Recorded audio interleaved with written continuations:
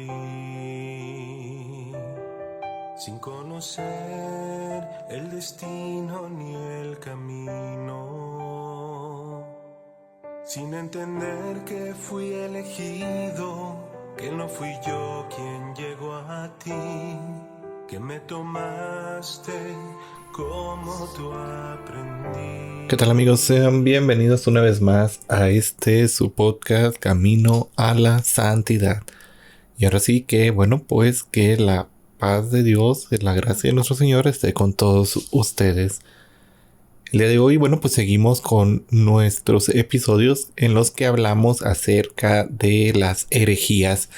Y primero que nada, antes de comenzar con los temas de hoy, con las herejías del día de hoy, les pido una disculpa porque sufrí algunas confusiones y porque también andamos ya algo ocupados en trabajos acá parroquiales que no me permitieron subir episodio el día de ayer, pero me quedé yo con la idea de que los episodios los estrenamos el miércoles y hoy anduve corriendo toda la mañana y no me dio chance de grabar, así que ustedes estarán escuchando este episodio ya un día después y a no sé qué hora se vaya a publicar. Entonces, primero que nada, disculpas con eso. Y ahora sí, seguimos con nuestro episodio del día de hoy. Y el día de hoy me gustaría compartir con ustedes acerca de dos herejías, aunque una de ellas se divide en dos corrientes. Pero que son ya dentro de la parte de lo que es el tercer siglo aproximadamente de nuestra era, en donde ya después de haber visto estas herejías que surgieron a raíz del gnosticismo, que hemos estado viendo, el gnosticismo, el docetismo y luego lo que era el mandeísmo, viene ahora otras herejías que vienen también un poco inspiradas de esta parte, pero que ya vienen siendo por así decirlo, sectas que fueron surgiendo a raíz del pensamiento gnóstico, a raíz de los pensamientos que había en aquel entonces, y muchos de estos errores también fueron debido a corrientes que dentro de la misma Iglesia Católica fueron surgiendo. Entonces de aquí es cuando comienzan los primeros concilios ecuménicos, que se convocan precisamente para hablar acerca de estas corrientes, ver qué es correcto, qué no es correcto, llegar todos juntos a un consenso de fe, inspirados obviamente por el Espíritu Santo. Y quienes siguieron abogando a raíz de estos errores, ahora sí que fueron considerados como herejes o como prácticas heréticas que iban en contra de las verdades de fe. Para esto, antes de comenzar con las herejías del día de hoy, me gustaría contarles un poco de la historia de aquellos siglos. Como bien sabemos, después de lo que es la muerte de nuestro Señor, la resurrección y su ascensión al cielo, comenzaron las primeras comunidades cristianas que posteriormente fueron perseguidas, empezaron a ser perseguidas por parte del Imperio Romano y también por parte de las autoridades judías. Tenemos el ejemplo de San Pablo que perseguía a estos cristianos, a estos del camino, porque iban en contra de las enseñanzas de de los mismos judíos, de la ley judía, y por lo tanto los perseguían y los apresaban. Aquí vemos gran parte de lo que pasa en los Hechos de los Apóstoles y en las posteriores cartas de cómo estaba esta situación. Más adelante, cuando se da el incendio en Roma, en tiempos del emperador Nerón, se desata una persecución propiamente de parte del Imperio Romano en contra de esta secta judía, como ellos lo llamaban, de los del camino, de los cristianos de aquellos primeros siglos. Y esta persecución sigue con los emperadores siguientes hasta el momento de que, en el 312, en las herejías que vamos a hablar hoy son antes de este tiempo, pero en el 312, el 28 de octubre, se da la batalla del puente Milvio entre lo que eran los emperadores romanos Constantino, ahí les digo exactamente cómo estuvo los emperadores Constantino I y el emperador Magencio. Ambos estaban peleando sobre pues quién era el verdadero emperador del Imperio Romano. Y bueno, pues se da esta batalla que se libra el 28 de octubre de dicho año. Y bueno, pues se cuenta, según un historiador, que bueno, pues Constantino tuvo una visión y mientras soñaba durante la noche anterior a la batalla, en la cual se le aconsejaba marcar el signo divino de Dios en los escudos de sus soldados. Él pues siguió el consejo y los marcó con el símbolo de Cristo, que Latancio, el historiador que nos cuenta esto, describe como un taurograma o una cruz latina con el extremo superior redondeado con una P. Y bueno, pues Constantino, quien antes de esto adoraba al dios Sol de los romanos, él fue educado desde su nacimiento en este culto del Sol, en que bueno, pues era un culto propio del emperador. Y él, bueno, pues antes de esta batalla, debido a esta visión, pues marca con esta cruz sus escudos de todos sus legionarios. Se cuenta que, bueno, pues la victoria sale con un resultado beneficioso para Constantino, que según él, bueno, pues afirma que recibió ayuda divina durante esta batalla. No se hace mención, no se dice mucho, pero bueno, pues Constantino nos ofrece una descripción detallada de esta visión y hace hincapié él que, bueno, pues había escuchado en esta visión que tenía que hacer esta marca. Y bueno, pues él manda que todos sus hombres pues pongan la marca en sus escudos. Gana la batalla y dice que antes de que la batalla terminara, no se dice la ubicación exacta, no se dice cuándo, dice más o menos al mediodía. Según las versiones dice, pues no, Constantino levantó la vista y observó por encima del sol que se alzaba una cruz luminosa con las palabras... bueno, no sé exactamente cómo se menciona en el griego, pero bueno, cuya traducción vendría siendo con este signo vencerás. Y bueno, pues en este momento Constantino no tenía claro cuál era el mensaje que trataba de transmitirle esta revelación, pero esa noche, bueno, pues soñó con Cristo que le decía que debía emplear este signo contra sus adversarios. Es así como les digo, gana la batalla y posteriormente, tras salir victorioso, pues él decide convertirse, decide darle la gloria a Dios y bueno, pues él dice, pues se convierte propiamente al cristianismo debido a esta visión y bueno, pues deja de perseguir a los cristianos.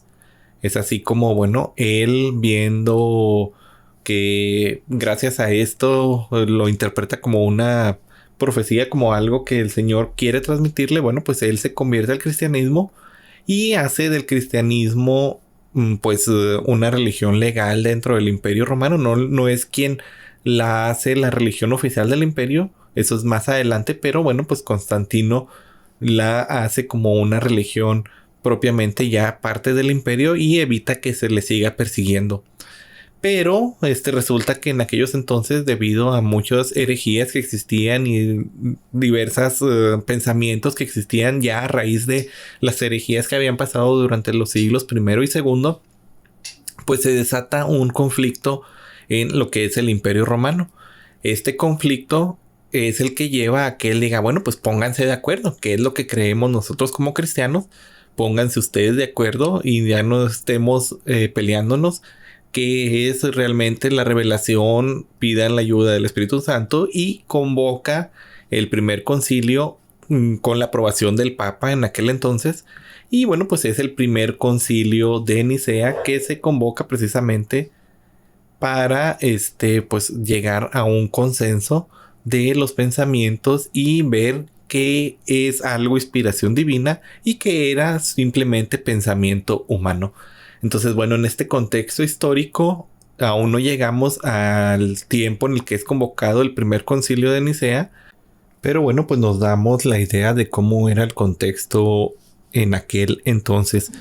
Y bueno, pues poco antes de que se dé este concilio, llega lo que es el maniqueísmo. Esta es una secta religiosa que, bueno, pues es fundada por un persa llamado Manik o Manés, depende de las traducciones. y que surge alrededor del 215 al 276 en el tercer siglo. Y bueno, pues esto se extiende a través del Oriente, llegando incluso a los confines de lo que era el Imperio Romano. La expansión del maniqueísmo de Oriente del Imperio Romano pues fue rápidamente creciendo, tanto así que el emperador Diocleciano condenó la creencia hacia el 297.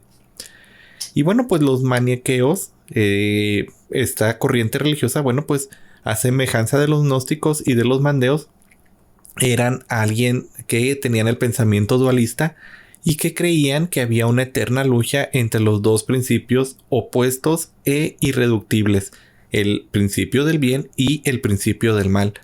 Y bueno, pues estos eran asociados a la luz, que ellos llamaban como Ormus, y a las tinieblas, que llamaban como Ahriman.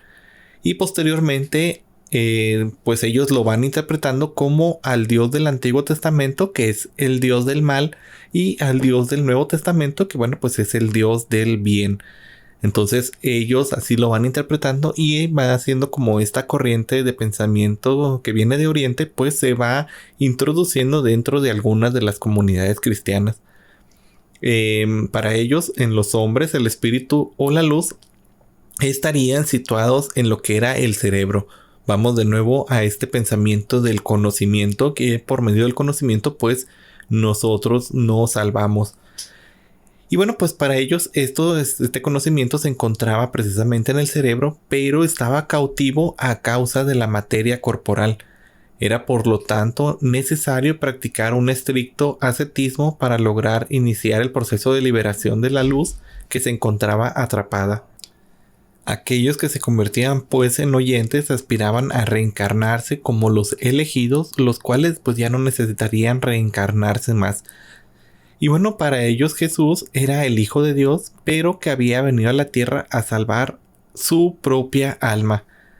Esto nos tiene en el contexto de, por ejemplo, Jesús pues viene siendo para ellos, para los de esta secta propiamente, algo muy similar a Buda y otras muchas figuras religiosas que habían sido enviadas a la humanidad para ayudarla en su propia liberación espiritual.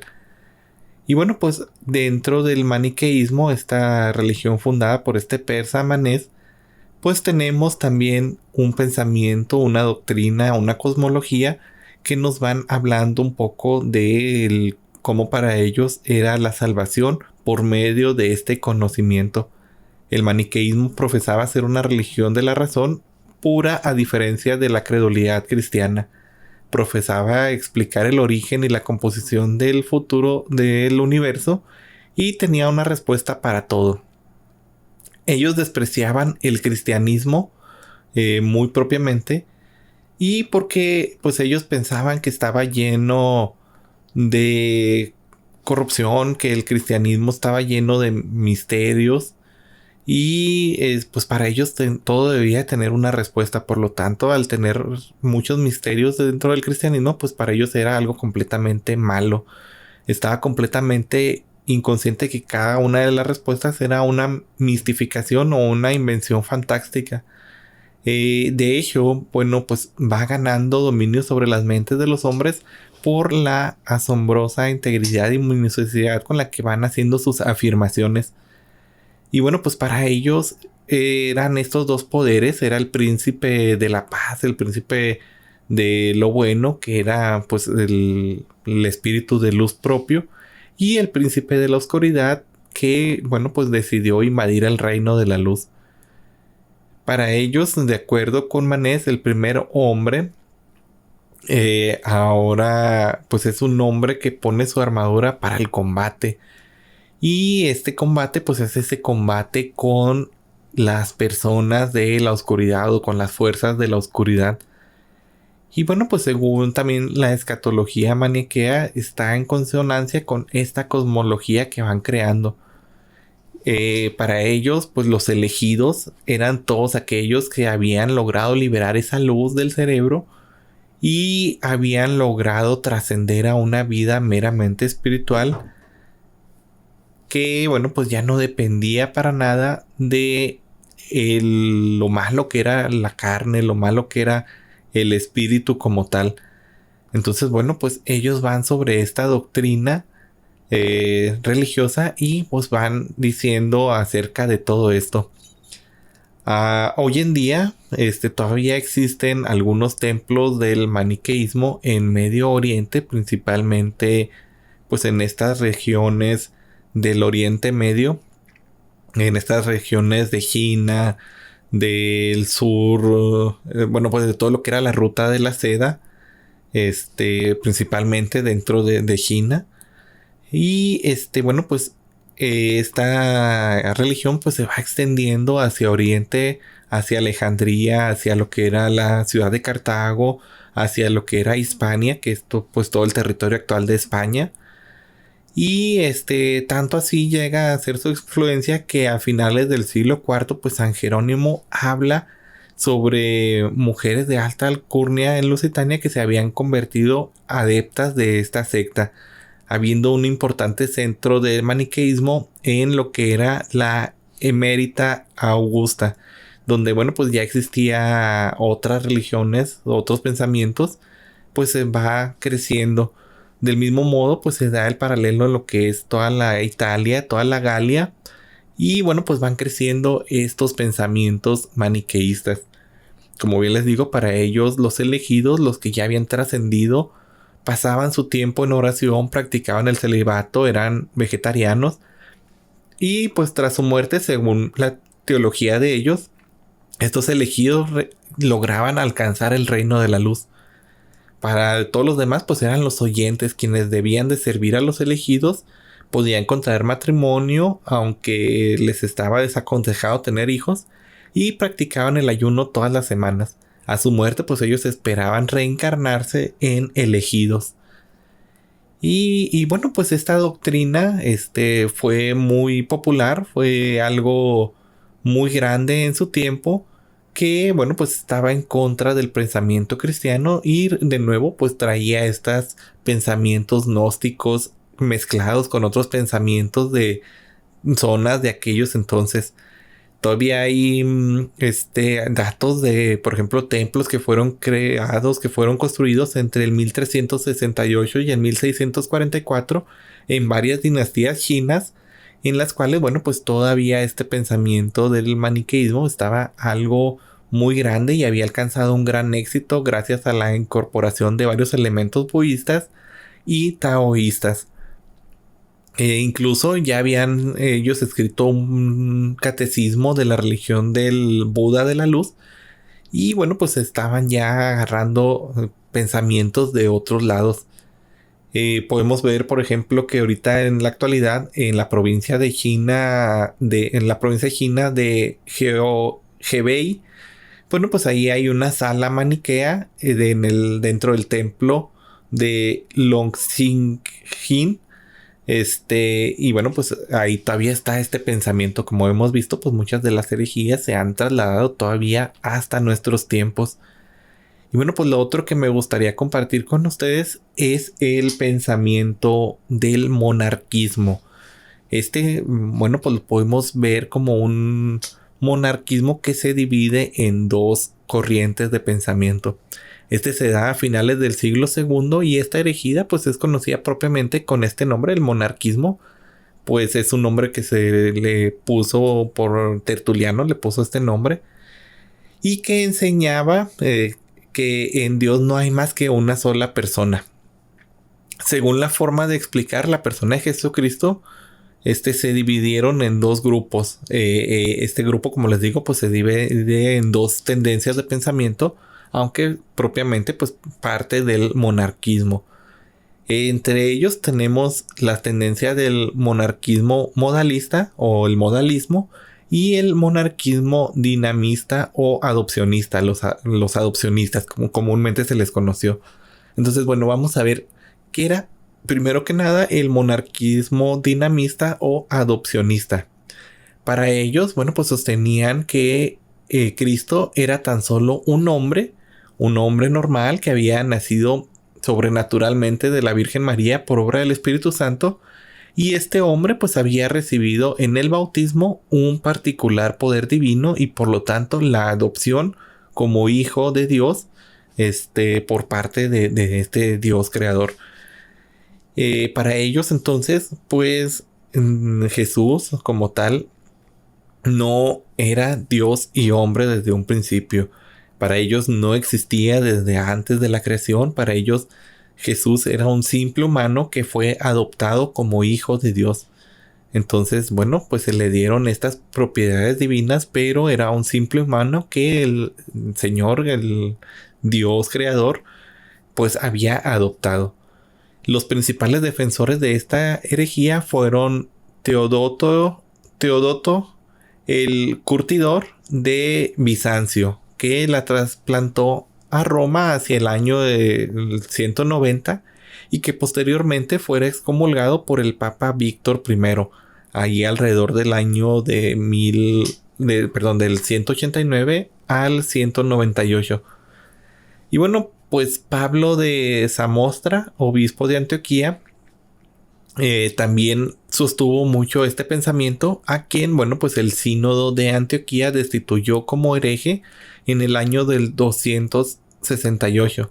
También otro de los expositores que sostenían esta corriente filosófica del adopcionismo era el obispo Fotino de Sirmino, quien fuera depuesto en el año 351 por el sínodo de Sirmio. Y bueno, pues aquí me detengo para explicarles un poco lo que es la diferencia entre un sínodo de obispos y un concilio ecuménico.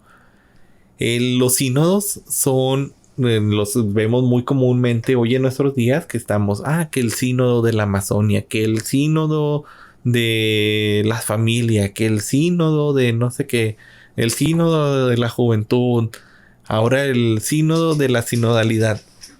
¿Qué significa esto entonces de un sínodo?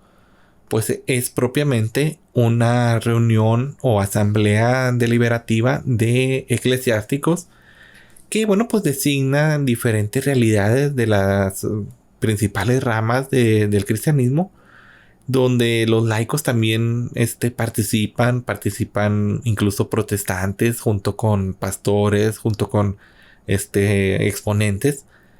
Y bueno, esta reunión de obispos pues es propiamente para ponerse en contexto, para ponerse a ver, a discutir sobre qué es lo mejor para el buen funcionamiento, para la realidad cristiana que se está viviendo en ese tiempo. Esto pues viene siendo pensamientos, intercambios de opiniones, pero un poco más a nivel local, siempre pues viendo la designación sobre algún tema importante, puede ser un sínodo diocesano dentro de una diócesis o un sínodo ya más grande, pero sobre algunos temas, asambleas que pues van viendo para el correcto funcionamiento de la iglesia. Lo hemos visto, por ejemplo, en el sínodo de los jóvenes, pues cómo tener una iglesia que llegue a la juventud, que cómo poder ver la santidad, cómo promover la santidad dentro de la iglesia. Entonces, bueno, pues estos sínodos son pequeñas reuniones dentro de la iglesia. Fueron definidos en el cuarto concilio de Letrán, donde recomendó pues la celebración anual de estos concilios o más bien de estos sínodos bajo la autoridad propia de los obispos. Y bueno, pues dentro de esta sinodalidad pues nos ponemos de acuerdo sobre cómo ir caminando como iglesia, cómo ir avanzando, cómo ir haciendo lo mejor para dentro del funcionamiento de la iglesia. Por su parte, un concilio es una asamblea de todas las autoridades religiosas, obispos, cardenales, eclesiásticos, teólogos y demás, que, bueno, efectuada en la iglesia, tanto católica como ortodoxa, bueno, pues es para deliberar sobre materias doctrinales o de disciplina, para ver sobre temas de fe o para ver sobre temas de disciplina, exactamente como se dio en mucho tiempo de la historia, sobre herejías que habían surgido o que iban surgiendo dentro de la historia. Entonces, bueno, pues aquí en estos sínodos que se van dando, que son reuniones pequeñas de estas comunidades, pues es cuando se condena a estos obispos que estaban apoyando esta herejía del adopcionismo. Y bueno, pues las ideas de esta herejía van alcanzando una mayor definición hacia el siglo VII, cuando pues es condenada propiamente durante el segundo concilio de Nicea. Ya entramos en la época de los concilios ecuménicos. ¿Por qué se llaman ecuménicos? Porque es toda la cristiandad, aunque tengamos cada uno nuestro diferente pensamiento, pues nos reunimos a decidir sobre temas de fe, sobre temas, como bien lo decíamos, para condenar alguna otra cosa. Y como bien les decía, según la historia, pues convocados precisamente para ponernos de acuerdo sobre materia, especialmente de fe, como Constantino I, que bueno, pues vio que estaba haciendo un pequeño problema dentro del Imperio Romano, que si bien ya no se les perseguía a los cristianos, no perseguirse, o bueno, no ser perseguidos, pues llevó a problemas internos con los que apoyaban una idea o con los que apoyaban alguna herejía. Entonces estos conflictos amenazaban con dividir nuevamente el imperio o con generar conflictos más grandes. Entonces dice, bueno, yo no me voy a meter, pero pónganse de acuerdo sobre materia de fe. Entonces ahí va la época de los concilios, que más adelante dentro de nuestro podcast, cuando terminemos la parte de las herejías, pues empezaremos a hablar acerca de cada uno de los concilios que ha habido en la iglesia y nos detendremos a ver qué es lo que se vio en cada uno o por qué fueron convocados. Entonces, bueno, pues estas ideas son condenadas por este concilio de Nicea y posteriormente por el concilio de Frankfurt en el 794. Teníamos también el monarquismo modalista o el modalismo. Para ellos afirmaban también una única persona divina, pero que actuaba según diferentes funciones o modos. Esto aplicado al principio de Jesucristo, pues ellos sostenían que el mismo y único Dios, que era el Padre, había sufrido la pasión y la cruz por nosotros y recibió el nombre de patripasianismo. Más tarde, pues se extendió también al Espíritu Santo, desarrollándose así la doctrina completa que sostenía que las tres personas de la Trinidad no eran más que tres modos o máscaras, por así decirlo, o funciones por medio de las cuales actuaba la única persona divina. Entonces, bueno, ¿qué era la diferencia de estas afirmaciones que ellos hacían, de los modalismos, de los modalistas que ellos hacían, a diferencia de lo que nosotros creemos en la fe y que profesamos en el credo? Bueno, pues la diferencia es que nosotros creemos que Dios son tres personas divinas, tres personas completamente divinas, completamente diferentes una de la otra, pero comparten esta misma unidad, comparten esta misma sustancia de ser Dios único. Entonces, si nosotros lo vemos, pues podríamos decir que es el mismo Dios, pero pues actúa. Bueno, ya no me voy a meter yo. Lean el catecismo, no voy a decir yo mi opinión para no incurrir yo también en una herejía. Pero bueno, yo sí les puedo explicar acerca de la herejía. No les puedo explicar mucho acerca de lo que dice el catecismo o de doctrina de fe, porque no es mi área de especialidad. Así que los invito a que lean el catecismo y así yo no incurro en decir mi propia herejía y que ustedes me la crean. Pero bueno, explicando ahora sí bien de qué era lo que creían los monarquistas modalistas, pues para ellos el Dios simplemente se ponía una máscara y decía, ahora me voy a poner la máscara del Hijo y voy a actuar como el Hijo. Ahora me voy a poner la máscara del Espíritu Santo y voy a actuar como el Espíritu Santo. Ahora me voy a poner la máscara de Dios Padre y voy a actuar como Dios Padre. Entonces esto era lo que ellos afirmaban y por lo tanto pues ellos sostenían que esta Trinidad de la que hablaba la Iglesia Universal pues no era más que una simple función o una simple máscara que yo me ponía. Ya en un ejemplo más actual sería como si yo dijera, ahora me voy a poner la máscara de ingeniero de software, que lo soy, y voy a actuar como ingeniero. pero ahora me voy a poner la máscara del licenciado en diseño gráfico, que también lo soy, gracias a Dios. Y ahora voy a actuar como el licenciado en diseño gráfico. Ahora me voy a poner la máscara del doctor. No soy doctor. Todavía no tengo ningún doctorado ni tengo algún título en medicina. Esperemos en un futuro, si Dios me lo permite, de estudiar algún doctorado. Pero bueno, podría ser esa como que definición de decir, ahora me pongo esta máscara y actúo como esa persona. Y bueno, pues este pensamiento modalista fue defendido principalmente por Noeto de Esmirna, contra la cual escribió Hipólito Praexas de Asia Menor, a quien combatió pues Tertuliano. Y bueno, pues ya como que para ir cerrando, más adelante van aplicando esta misma doctrina, este mismo pensamiento de esta corriente, que bueno, pues va erróneamente sobre sobre el Espíritu Santo, sosteniendo que bueno, pues este Dios único se revela en un principio como este Dios Padre, luego en la redención Él se revela como Hijo, y en la obra de santificación se revela como el Espíritu Santo. El Papa San Calixto, que bueno, pues estuvo entre el 217 y el 222, excomulgó a Sabelio, quien era el que sostenía esto que les acabo de compartir. Y bueno, pues esta herejía finalmente fue condenada de manera definitiva por el Papa San Dionisio, que estuvo entre los años 259 y 268. Entonces, si bien hemos visto, primero estuvimos viendo acerca de unas herejías o movimientos que eran fuera de la iglesia, como lo era el gnosticismo, que bueno, pues fue un pensamiento que surgió fuera de la iglesia y que se fue incluyendo, que se fue metiendo poco a poco. Tenemos el docetismo, que bueno, pues es una rama de este gnosticismo. Tenemos lo que era el mandeísmo, que también pues eran estas sectas que surgían dentro de esa zona del Jordán, dentro de esa zona de Tierra Santa.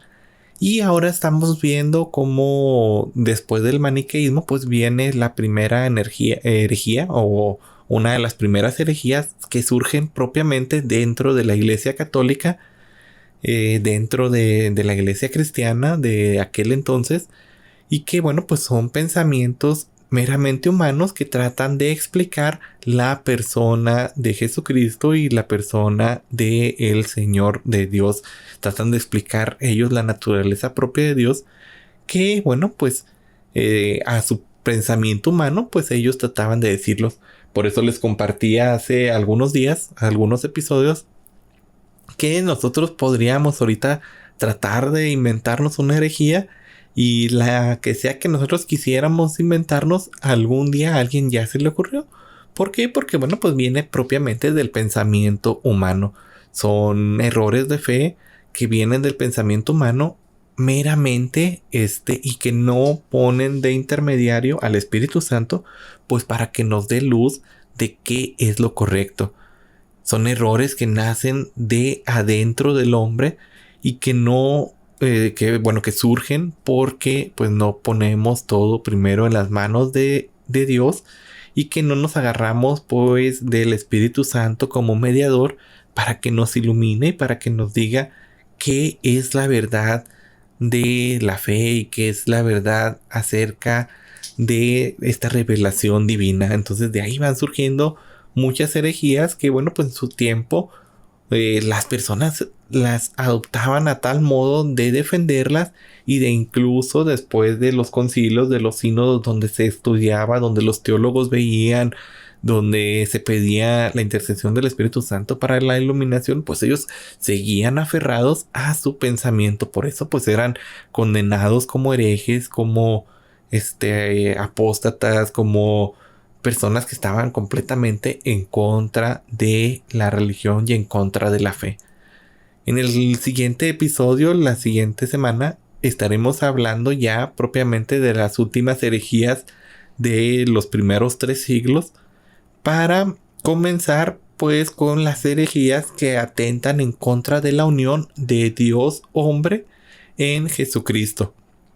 Y después de esto pues ya estaremos terminando con algunas otras herejías que se presentaron en la iglesia. No las vamos a tratar todas porque, pues como vieron en el primer episodio, son muchísimas herejías que han surgido desde el siglo I hasta nuestros días, y todavía yo creo que en nuestros días siguen surgiendo herejías que, bueno, pues son propiamente modificaciones o adopciones de herejías ya del pasado.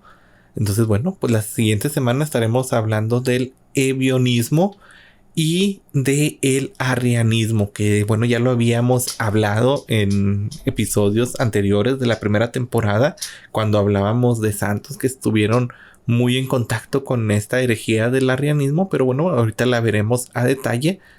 Y junto con eso terminamos con el macedionismo. Ya después de estas 3 herejías que veremos el siguiente episodio, pues nos pasamos a ver estas herejías que atentan en contra de la unidad de Dios y hombre en Jesucristo. Ahora sí que me despido, hermanos. Hoy le hemos ganado al tiempo y de un episodio de 40 minutos nos vamos a un episodio como de 36 minutos más o menos. Así que aprovechen estos minutitos. Que el Señor me los bendiga infinitamente, que el Señor pues los acompañe siempre en cada una de sus actividades en su día a día. Yo pues soy laico, no les puedo dar la bendición, pero sí puedo orar por ustedes. Por lo tanto, pues también les pido que ustedes oren por mí. Nos seguimos viendo. Hasta luego.